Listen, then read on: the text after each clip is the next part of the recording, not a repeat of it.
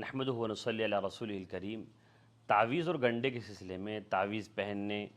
دعا پھکانے کے سلسلے میں الگ الگ رائے دیکھنے کو ملتی ہے۔ کوئی کہتا ہے تعویذ پہننا شرک ہے، کوئی کہتا ہے تعویذ پہننا مکروہ ہے، کوئی تعویذ کو خوب پہنتا ہے، عامی لوگ کے یہاں چکر لگاتا ہے، اور بہت سے لوگ تعویذ گلے میں پہنتے ہیں، کچھ لوگ ہاتھوں پر باندھتے ہیں۔ تو اس سلسلے میں اصل شریعت کا حکم کیا ہے؟ تو تعویذ کے سلسلے میں یہ بات یاد رکھیے کہ تعویذ سارے لوگوں کے نزدیک 3 شرطوں کے ساتھ جائز ہے۔ یعنی علامہ ابن حجر عسقلانی رحمۃ اللہ علیہ جو بہت بڑے محدث گزرے ہیں، انہوں نے لکھا ہے کہ سارے علماء، سارے مسلمانوں کے نزدیک تعویذ پہننا جائز ہے، بشرطے کہ 3 چیزیں پائی جاتی ہوں۔ پہلی تو یہ کہ تعویذ کو انسان مؤثر نہ سمجھے، جیسے کہ ایک دوا جب انسان کھاتا ہے، مسلمان کھاتا ہے، تو یہ سمجھتا ہے کہ اللہ هو الشافی، اللہ هو الکافی، کہ اللہ تعالیٰ ہی شفا دینے والے ہیں، انہی کے ہاتھ میں شفا اور صحت ہے، دوا محض ایک ذریعہ ہے۔ ایسے ہی تعویذ کے سلسلے میں بھی، دعاؤں کے سلسلے میں بھی ایک ذریعہ اس کو سمجھا جائے، اور اس کو اصل اپنی ذات کے اندر طاقتور اور مؤثر نہ سمجھا جائے۔ دوسری شرط یہ ہے کہ تعویذ میں جو کلمات لکھے ہوئے ہوں، جو باتیں لکھی ہوں، وہ شرکیہ باتیں نہ ہوں، قرآن و حدیث کے الفاظ ہوں، دعائیں ہوں۔ اور تیسری شرط یہ ہے کہ وہ عربی زبان میں لکھی ہو دعا تعویذ کے اندر، یا ایسی زبان میں لکھی ہو جس کا مطلب سمجھ میں آ رہا ہے، ایسے انداز سے نہ لکھا ہو، ایسے الفاظ نہ لکھے ہوں جس کا مطلب صرف عامل ہی سمجھ سکتے ہیں، عام لوگ نہ سمجھ سکتے ہوں،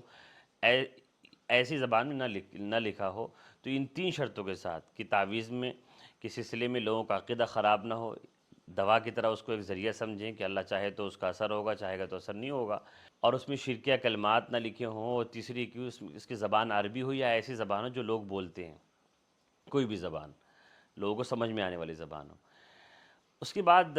جہاں تک تعویذ کا تعلق ہے کہ تعویذ کا استعمال بہتر ہے یا بہتر نہیں ہے، تو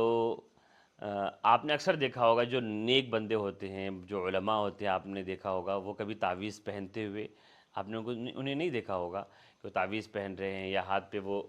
کچھ باندھ رہے ہیں تعویذ پہن کر۔ اس کی وجہ اصل یہ ہے کہ علماء کا طریقہ نہیں رہا ہے، دعائیں زیادہ مؤثر ہوتی ہیں،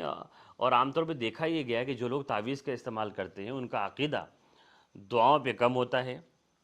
اپنی دعا پہ کم ہوتا ہے، قرآن کے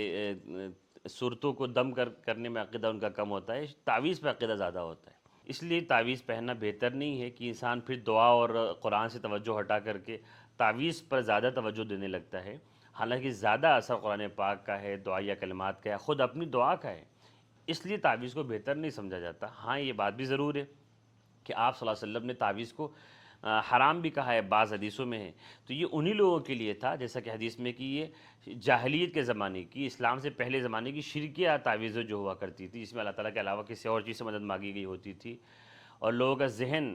توحید کا نہیں تھا، لوگ صرف اللہ پر ایمان تو رکھتے نہیں تھے، اس لیے اس تعویذ کو حرام فرمایا ہے۔